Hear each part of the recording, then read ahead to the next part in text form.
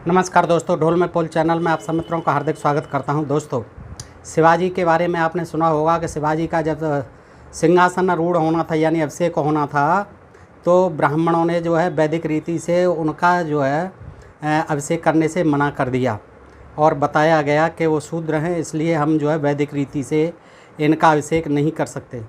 फिर उन्होंने जो है वाराणसी से जो है गागभट्ट नाम के ब्राह्मण को बुलाया, जो कि असली ब्राह्मण नहीं था, और उसने जो है किस तरह से देखिए उसका शिवाजी का राज्याभिषेक किया।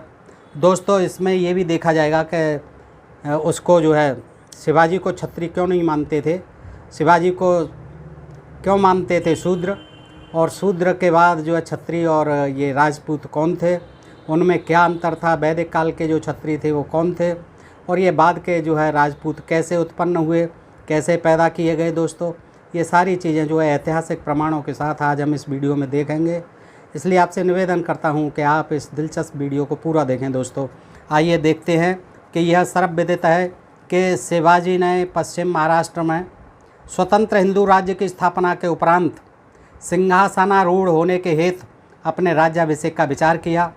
शिवाजी और उनके मित्रों की इच्छा थी कि अभिषेक वैदिक विधि से हो, जैसे सबका होता था क्षत्रियों का, लेकिन इसमें अनेक बाधाएं थीं।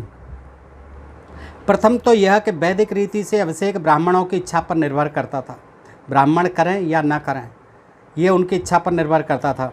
दूसरी कठिनाई यह थी कि जब तक शिवाजी अपने को क्षत्रिय न सिद्ध कर दें, राज्याभिषेक असंभव था। जब तक ये सिद्ध नहीं हो जाए, शिवाजी महाराज ये सिद्ध नहीं कर दें कि मैं क्षत्रिय हूँ, तब तक जो है वैदिक विधि से राज्याभिषेक होना असंभव था। तीसरी बाधा यह थी कि उपनयन न हो पाने के कारण राज्याभिषेक नहीं हो सकता था। ये उपनयन संस्कार जो है यही सबसे बड़ा इनका हथियार था, और इसी के कारण जो है तमाम क्षत्रियों को शूद्र बना दिया गया। जो क्षत्रिय इनकी बातों को नहीं मानते थे, वैदिक रीति रिवाजों को नहीं मानते थे, जो इनकी मनमानी का विरोध करते थे, उनको जो है उपनयन संस्कार बंद किया और उनको जो है बाह्य घोषित कर दिया, क्षत्रिय बाह्य घोषित कर दिया। शूद्र वही लोग हैं सभी जो है। तो ये उपनयन संस्कार नहीं हुआ था उनका, न होने पाने के कारण राज्याभिषेक नहीं हो सकता था। तो पहली कठिनाई शिवाजी के लिए चट्टान जैसी थी। प्रश्न यह था कि क्या शिवाजी क्षत्रिय हैं? यदि यह सिद्ध हो जाता तो शेष आसान था। दोस्तों, आज़ादी से पहले यही विधान था, उपनयन होना आवश्यक था और उसी के बाद सारे अधिकार मिलते थे पढ़ने के, पढ़ाने के। और उपनयन जो है ब्राह्मण करते थे और ब्राह्मणों का ही करते थे, और कुछ क्षत्रियों का भी करते थे उनकी पहचान के लिए, कुछ वैश्यों का भी करते थे। दोस्तों, तो इस तरह से जो है शूद्रों को वंचित कर दिया गया था। तो ये जो है पहली कठिनाई शिवाजी के लिए चट्टान जैसी थी। प्रश्न यह था कि क्या शिवाजी क्षत्रिय हैं? यदि यह सिद्ध हो जाता तो शेष आसान था। यद्यपि शिवाजी स्वयं को क्षत्रिय कहते थे, लेकिन बहुत से लोग इसका विरोध करते थे। उनका विरोध करने वाले विशेषतः ब्राह्मण थे, और उनका नेता स्वयं उनका प्रधानमंत्री मोरे पंत था। मोरे पंत ब्राह्मण था, उनका प्रधानमंत्री था शिवाजी का, वो भी विरोध करता था कि ये क्षत्रिय नहीं है। दुर्भाग्य से शिवाजी के मराठा सरदार भी उनको सामाजिक स्तर पर अग्रपद देने को तैयार नहीं थे। जो मराठा सरदार थे शिवाजी के, वो भी उनको सामाजिक स्तर पर अग्रपद, उच्च पद देने को तैयार नहीं थे क्षत्रिय होने का, क्योंकि उनके अनुसार वे शूद्र थे, वो सब मानते थे। मराठा जितने सरदार थे, मोरे पंत जो उनका प्रधानमंत्री था, बाकी के ब्राह्मण सब उनको शूद्र मानते थे, चौथे वर्ण में पैदा हुए मानते थे। ब्राह्मणों का मत था कि कलयुग में क्षत्रिय रहे ही नहीं, और ये एक कारण था कि कलयुग में अब कोई क्षत्रिय है ही नहीं। ब्राह्मण ये मानते थे। दोस्तों, इस मत को क्षत्रियों के लिए निर्धारित 11 वर्ष की आयु में शिवाजी का उपनयन न होने से और भी अधिक मिला, क्योंकि क्षत्रिय का 11 वर्ष की अवस्था तक उपनयन हो जाना बहुत अनिवार्य था, कंपलसरी था, तभी उसे क्षत्रिय का दर्जा मिलता था, अन्यथा नहीं। तो इनका जो है 11 वर्ष तक हुआ ही नहीं था उपनयन संस्कार। अतः कैसे मान लिया जाए कि ये क्षत्रिय थे? अतः उन्हें शूद्र मान लिया गया। सौभाग्य से वेदों और शास्त्रों में पारंगत बनारस के ब्राह्मण विद्वान घाघभट्ट ने सभी कठिनाइयाँ दूर कर 6 जून 1674 में रायगढ़ में शिवाजी का राज्याभिषेक कर दिया। अब देखिए इसकी कहानी भी बड़ी विचित्र है कि घाघभट्ट को बनारस से बुलाया गया, जो कि वेद और शास्त्रों का पारंगत ब्राह्मण था। उसने सारी कठिनाइयां दूर कर 6 जून 1674 में रायगढ़ में शिवाजी का राज्याभिषेक कर दिया। शिवाजी की कथा अनेक दृष्टियों से महत्वपूर्ण है, क्योंकि यह सिद्ध करती है उपनयन कराने का अधिकार केवल ब्राह्मण को है। उपनयन कराने का अधिकार केवल ब्राह्मण को है, तथा बिल्कुल ब्राह्मण को है ही, उपनयन ब्राह्मण ही कर सकते हैं, और एतदर्थ उसे कोई बाध्य नहीं कर सकता। इसके लिए भी ब्राह्मण को कोई बाध्य नहीं कर सकता कि उपनयन संस्कार कर दे भाई, कोई बाध्य नहीं कर सकता, उनकी मर्जी पर डिपेंड करता है। शिवाजी एक स्वतंत्र राज्य के शासक थे और स्वयं महाराजा तथा छत्रपति कहलाते थे। अनेक ब्राह्मण उनकी प्रजा थे, फिर भी वे उन्हें राज्याभिषेक के लिए मजबूर नहीं। प्रजा बेशक थे ब्राह्मण, लेकिन बाध्य नहीं कर सकते थे क्षत्रिय जी, वो शिवाजी। शिवाजी यह भली भांति जानते थे कि ब्राह्मण द्वारा किया गया संस्कार ही समाज में मान्य है, अस्तु उन्हें यह साहस न हुआ कि किसी अब्राह्मण से संस्कार कराते, क्योंकि ब्राह्मण के ही द्वारा मान्य है ये संस्कार करना। अब्राह्मण से कराने से कोई लाभ नहीं है।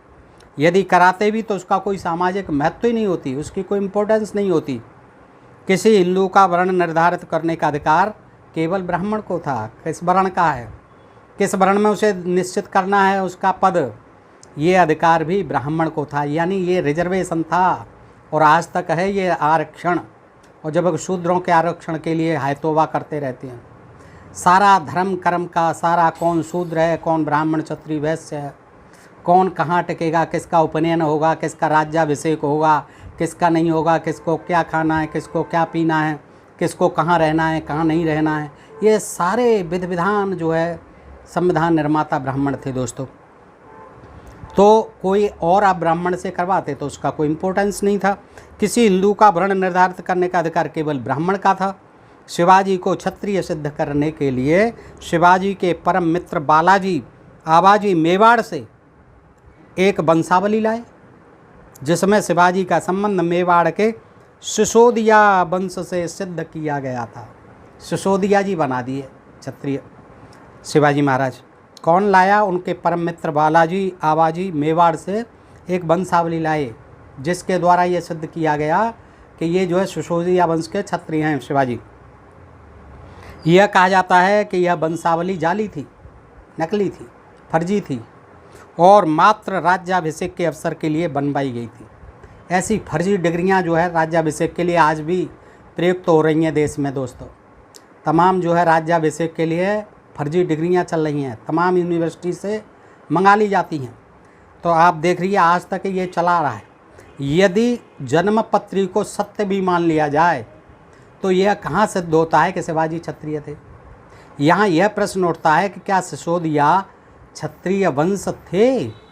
ये भी प्रश्न उठता है कि क्या सिसोदिया वास्तव में क्षत्रिय वंश थे? इसमें संदेह है कि राजपूत प्राचीन आर्यों के दूसरे वर्ण क्षत्रियों के वंशज हैं। इसमें डाउट है। It is doubtful that Rajputs are प्राचीन आर्यों के क्षत्रिय, दूसरे वर्ण क्षत्रिय हैं, ये डाउटफुल है। एक मत यह है कि राजपूत भारत के आक्रांता हूणों के वंशज हैं, जो राजपूताना में बस गए थे। हूणों ने बहुत दिन शासन किया और वो राजपूताने में बस गए थे। तो इतिहासकारों का एक मत यह है कि राजपूत भारत के आक्रांता हूणों के वंशज हैं, जो राजपूताना में बस गए थे। ब्राह्मणों ने मध्य भारत में बौद्ध धर्म को कुचलने, नष्ट करने के ध्येय से इन्हें अग्नि संस्कार द्वारा क्षत्रिय पद से विभूषित किया गया था। हूणों को जो है लगाया गया कि आप जो है बुद्ध धर्म को नष्ट कीजिए, बुद्ध विहारों को नष्ट कीजिए, बौद्ध भिक्षुओं को मारिए, इनका कत्लेआम करिए। तो उनको अग्नि संस्कार किया गया आबू पर्वत पर, और अग्नि संस्कार के द्वारा उनको क्षत्रिय पद से विभूषित किया गया। यह अग्नि कुल क्षत्रिय कहलाए। ये अग्निवंशी अग्निकुल क्षत्रिय कहलाए। इस मत से अनेक विद्वान शोधकर्ताओं ने सहमति प्रकट की है।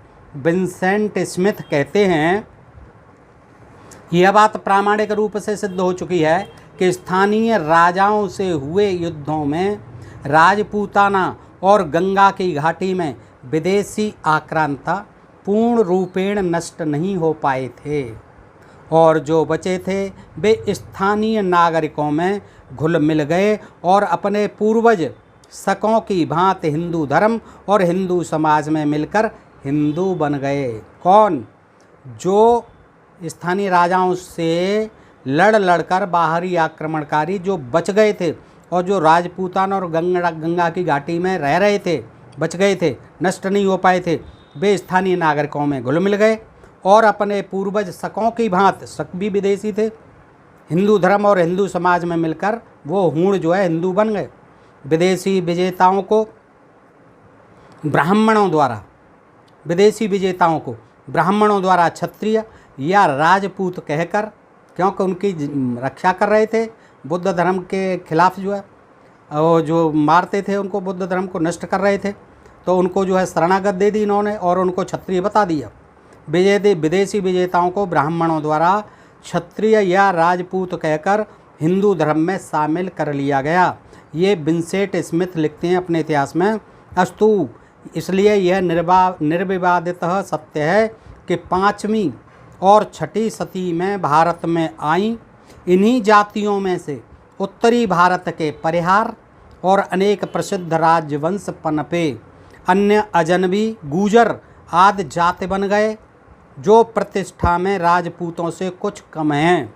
इसी प्रकार दक्षिण के गौड़, भार, खारवा, चंदेल, राठौर, गहरवार तथा अन्य प्रसिद्ध राजपूत वंश उभरे। वे अपना संबंध सूर्यवंश और चंद्रवंश से बताते हैं। CV Vaidya, history of medieval India, खंड 2 पृष्ठ 8, इसमें जो है लिखा हुआ है, ये विवरण मिलता है। CV वैद्य का हिस्ट्री ऑफ मेडिवल इंडिया, खंड 2 पृष्ठ 8। विलियम कुक का कहना है, विलियम कुक क्या कहते हैं, हाल की खोजों ने राजपूतों की उत्पत्ति पर यथेष्ट प्रकाश डाला है। वैदिक क्षत्रियों और मध्यकालीन राजपूतों की खाई को पाटना असंभव है। जो वैदिक क्षत्रिय थे और राजपूत थे मध्यकालीन, उनमें जो भेद है वो ज़्यादा नहीं है, मामूली है। उसको खाई को पाटना असंभव है, बहुत है। उस खाई को पाटना असंभव है, यानी बहुत बड़ी खाई है वैदिक क्षत्रियों के बीच में और मध्यकालीन राजपूतों के बीच में। यह निश्चित हो गया है कि बहुत से राजपूत वंशों की उत्पत्ति का समय शकों या कुषाणों अथवा सन 480 ईस्वी के आसपास गुप्त साम्राज्य को ध्वंस करने वाले, यानी गुप्त साम्राज्य को मिटाने वाले, नष्ट करने वाले श्वेत हूणों के आक्रमण काल से आरंभ होता है। जो चीन की तरफ से आए थे श्वेत हूण, उनसे आरंभ होता है। गूजर जातियों ने हिंदू धर्म अपना लिया, जिसमें से कालांतर में राजपूत वंश निकले। ब्राह्मणों का प्रभुत्व स्वीकार कर लेने पर इन्हें रामायण और महाभारत के नायकों से जोड़ दिया गया। इस प्रकार राजपूतों का इतिहास बना और उनका कल्पित आरंभ सूर्य और चंद्र से संबद्ध कर दिया गया। ये ब्राह्मणों की राजनीति है। इन नव क्षत्रियों की सामाजिक प्रतिष्ठा एवं श्रेष्ठता के लिए ये नव क्षत्रिय, नए क्षत्रिय बनाए गए। इन नव क्षत्रियों की, जो राजपूत कहलाते हैं, सामाजिक प्रतिष्ठा एवं श्रेष्ठता के लिए ये अत्यावश्यक था कि कुछ उचित कथाओं का सृजन किया जाए, कुछ कथाएं भी बनाई जाएं। अस्तु, एक कथा के अनुसार शुद्धिकरण या प्राचीन ऋषियों के आह्वान पर वैदिक संस्कारों से 4 अग्निकुल क्षत्रिय परमार, परिहार, चालुक्य और चौहान उत्पन्न हुए। इन अग्निकुल क्षत्रियों ने मध्य भारत में बौद्ध धर्म और मतांतरों के दमन में ब्राह्मणों की सहायता की। हिस्ट्री ऑफ मेडिवल इंडिया, खंड 2 पृष्ठ 9, CV वैद्य। डॉक्टर TR भंडारकर के अनुसार राजपूत गुजरों के वंशज हैं। Doctor TR. भंडारकर के अनुसार राजपूत गुजरों के वंशज हैं। गुजर विदेशी मूल थे, अतः राजपूत विदेशी मूल हैं। जो ब्राह्मण राज्याभिषेक करते थे राजपूतों की उत्पत्ति से अनभिज्ञ न थे। वो जानते थे कि राजपूत कैसे पैदा हुए हैं। यदि यह मान भी लिया जाए कि वे इस विषय में अनजान थे, तब भी वे इस सिद्धांत से अवश्य परिचित थे कि कलयुग में क्षत्रिय नहीं हैं। यदि अपने पूर्व निर्णय के आधार पर ब्राह्मण सिसोदिया वंश और शिवाजी के दावे को अस्वीकार कर देते तो कोई दोष न होता, परंतु ब्राह्मण परंपरागत निर्णय को कब मानते थे? वह तो अवसर के अनुसार रंग बदलते थे। उनके सिद्धांत और निर्णय ईसाई पादरियों की भांति बिकते थे। घाघ भट्ट और अन्य ब्राह्मणों को दी गई दक्षिणा के आधार पर यह नहीं कहा जा सकता कि घाघ भट्ट का निर्णय उचित था। राज्याभिषेक एवं दक्षिणा पर क्या कुछ व्यय किया गया, वैद्य महोदय के शब्दों में देखें। प्रत्येक मंत्री को 3 लाख रुपया, प्रत्येक मंत्री को 3 लाख रुपया, एक हाथी, एक घोड़ा, वस्त्र और आभूषण उपहार स्वरूप दिए गए। घाघ भट्ट को आयोजन पूर्ण कराने की दक्षिणा 1 लाख रुपया मिली। घाघ भट्ट को, अब उस समय सोच लीजिए 1 लाख रुपए की कीमत आज क्या होगी। घाघ भट्ट को आयोजन पूर्ण कराने की दक्षिणा 1 लाख रुपया मिली। सभासद के अनुसार राज्याभिषेक पर 4 करोड़ 26 लाख रुपया खर्च हुआ। कितना? 4 करोड़ 26 लाख राज्याभिषेक पर। किसका? छत्रपति शिवाजी का, जिसकी क्या दुहाई देते पड़ते हैं, हाय छत्रपति शिवाजी, हाय छत्रपति, हिंदू सम्राट छत्रपति शिवाजी की जय। और उनका राज्याभिषेक करने में कितने रोड़े अटकाए गए, उनको शूद्र मान करके जो है कितना खर्च कराया गया। 4 करोड़ 26 लाख ही जनता का पैसा था, देश का पैसा था। और किसने लूटा? ये उन राज्याभिषेक करने वालों ने लूटा। सभासद के अनुसार राज्याभिषेक के अवसर पर 50,000 वैदिक ब्राह्मण, हजारों की संख्या में योगी सन्यासी आदि एकत्र हुए थे। साहब देखिए, 50,000 वैदिक ब्राह्मण इकट्ठे हुए थे और हजारों की संख्या में योगी, फिर भी वैदिक विधि से नहीं हुआ था, और सन्यासी एकत्रित हुए थे। इन सबको दुर्ग के नीचे अन्न और भोजन दिया जाता। ये देखिए, इनके ऐसे ही लूटे जाते थे सभी राजा, सभी छत्री। इन सबको दुर्ग के नीचे अन्न और भोजन दिया जाता था। एक दिन में थोड़ी हुआ था, सबको इकट्ठा करके दुर्ग के नीचे अन्न और भोजन दिया जाता था। तत्कालीन कागज पत्रों से पता चलता है कि राज्याभिषेक से पूर्ण शिवाजी को सोना तथा अन्य प्रत्येक धातुओं से तोला गया था। रिकॉर्ड ने, अब वो तोला गया था सोने और चांदी से, रत्नों से, वो भी सब बांटे गए थे ब्राह्मणों के बीच। रिकॉर्ड ने आयोजन का सविस्तार विवरण प्रस्तुत करते हुए कहा है कि शिवाजी का वजन 160 पौंड था। उन्हें सोना, चांदी, तांबा, लोहा इत्यादि धातुओं, कपूर, नमक, शक्कर, घी, सुपारी, फलों आदि से तौला गया और उक्त सामग्री ब्राह्मणों में वितरित कर दी। सारा सोना, चांदी, तांबा, लोहा, कपूर, नमक, शक्कर, घी, सुपारी, फल आदि सब ब्राह्मणों में वितरित कर दिए गए।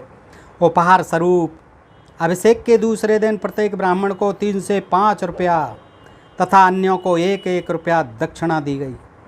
ये सोने चांदी की सिक्के होते थे, चांदी के। स्त्रियों और बच्चों को क्रमशः 2-2 और 1-1 रुपया दिया गया। दक्षिणा पर कुल मिलाकर 4.5 लाख रुपया, 4.5 लाख रुपया दक्षिणा पर खर्च हुआ।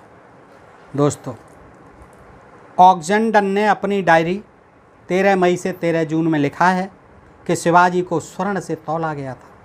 उनका वजन 16,000 हान था।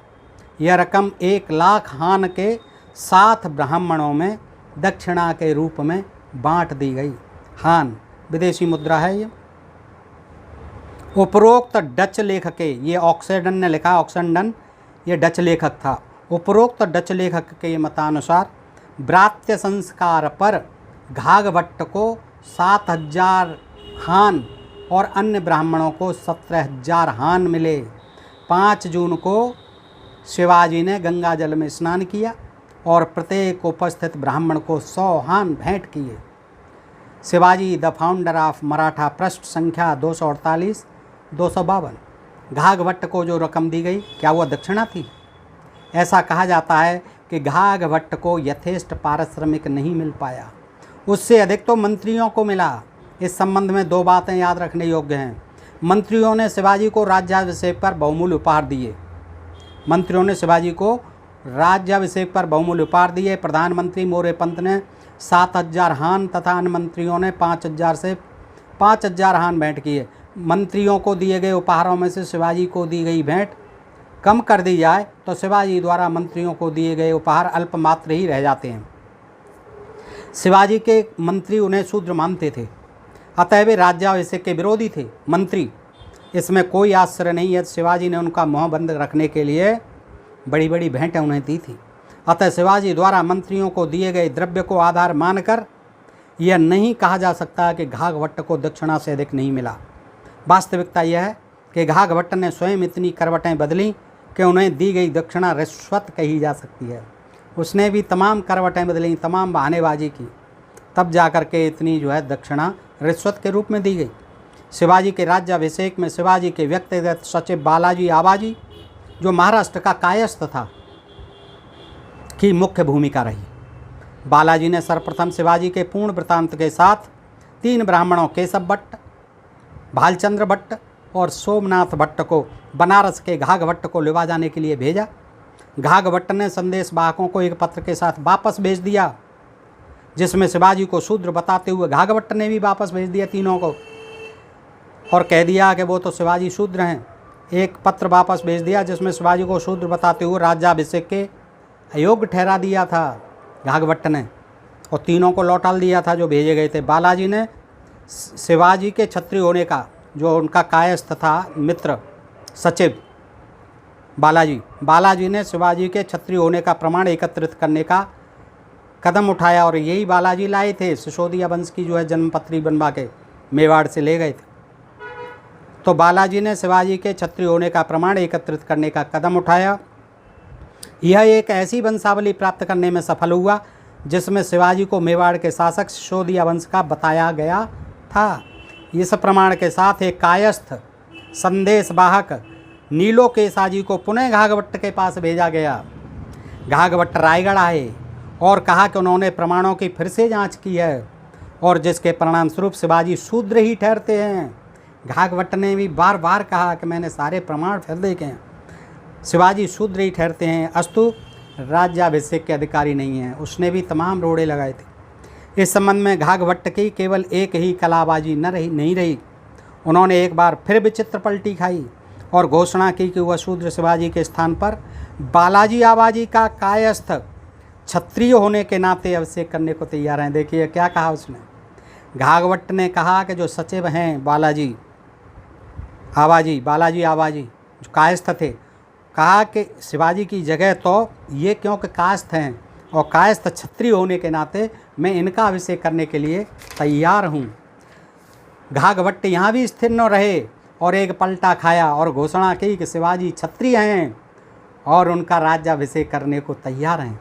इतना ही नहीं, उन्होंने शिवाजी की प्रशस्ति में घाघभट्टी कर रचना भी की, जिसमें कायस्थों को हरामी कहकर गाली, फिर वो कायस्थों को हरामी कहकर के गालियाँ दी उसने, घाघभट्ट ने रचना कर दी। और फिर कह दिया, जब उसको लालच दे दिया गया पूरा रिश्वत का, तब जो उसने पलटी खाई और कहा कि नहीं, ये कायस्थ तो हरामी हैं, इनका क्षत्रिय कैसे हो, इसका नहीं कर सकता, और क्षत्रिय हैं शिवाजी, उन्हीं का करेंगे हम। यह सब क्या सिद्ध करता है? क्या इससे यह सिद्ध नहीं होता कि घाघभट्ट एक अति अविश्वसनीय पुरोहित था और उसकी सहमति धन देकर क्रय की जा सकती थी, धन देकर खरीदा जा सकता था उसे। यदि यह सच है तो उसने अपना निर्णय शिवाजी क्षत्रिय हैं धन लेकर बेचा था। अंत में शिवाजी के विषय में एक बात और, ब्राह्मण कभी भी अपने पूर्व निर्णय से बंधे नहीं रहे। वे स्वयं को अपने पूर्व निर्णय का पुनरीक्षण करने में स्वतंत्र मानते थे। हर चीज़ का ये पुनरीक्षण करने के लिए स्वतंत्र हैं। ये चाहे जिसका भी आज भी पुनरीक्षण कर सकते हैं और कर रहे हैं, तो पुनरीक्षण करने में स्वतंत्र रहे हैं। उन्होंने अपने निर्णय शिवाजी क्षत्रिय हैं का कितने दिन पालन किया? शिवाजी ने अपने राज्याभिषेक के दिन 6 जून 1674 ईस्वी से राज्याभिषेक सम्मत प्रारंभ किया। जब तक शिवाजी और उनके उत्तराधिकारी सिंहासनारूढ़ रहे, सम्मत चलता रहा। सत्ता जैसे ही ब्राह्मण पेशवाओं के हाथ में आई, सम्मत का प्रचलन रोक दिया गया। अब नहीं चलेगा, अब ब्राह्मणों के हाथ में आ गई, पेशवाओं के हाथ में सत्ता। उन्होंने मुगल सम्राटों की भांति फसली सम्मत का प्रयोग शुरू कर दिया। मुगल सम्राटों का जैसे चलता था फसली सम्मत, वो प्रारंभ कर दिया, और राज्याभिषेक सम्मत शिवाजी द्वारा जो चलाया गया था बंद कर दिया। इतना ही नहीं, उन्होंने शिवाजी के उत्तराधिकारियों के क्षत्रिय तक को चुनौती दी। उनको भी, उनके जो उत्तराधिकारी थे उनके क्षत्रियत्व को भी चुनौती दी। शिवाजी अपने पुत्रों संभाजी और राजा राम का उपनयन अपने जीवन काल में ही वैदिक रीति से करा गए। अतः ब्राह्मण उनका कुछ बिगाड़ नहीं सका, अपने शासन काल में ही करा गए, अपने जीवन में ही करा गए थे। पुत्रों को संभाजी को जीते ही करा गए थे वैदिक रीति से। अतः ब्राह्मण उनका कुछ बिगाड़ नहीं पाए। वे शिवाजी के पौत्र साहू जी का भी कुछ अहित न कर पाए, क्योंकि तब तक सत्ता ब्राह्मणों के हाथों में नहीं आई थी। तो दोस्तों, इस तरह से ये देखिए बड़ा रोचक प्रसंग था, जानकारी है इसमें ऐतिहासिक तथ्यों के साथ। और यह पुस्तक है शूद्र कौन, दोस्तों डॉक्टर B.R. अम्बेडकर जी की लिखित है। इसको मैंने आपके समक्ष रखा इस पुस्तक के हवाले से। दोस्तों बताएं ये प्रसंग कैसा लगा। प्रसंग अच्छा लगा हो तो दोस्तों में शेयर करें। आज के लिए इतना ही। सुनने के लिए आप सब मित्रों का बहुत बहुत आभार, नमस्कार, जय हिंद। और अपने ढोल में पोल चैनल को सब्सक्राइब करते रहें। नमस्कार, जय हिंद, जय भारत दोस्तों।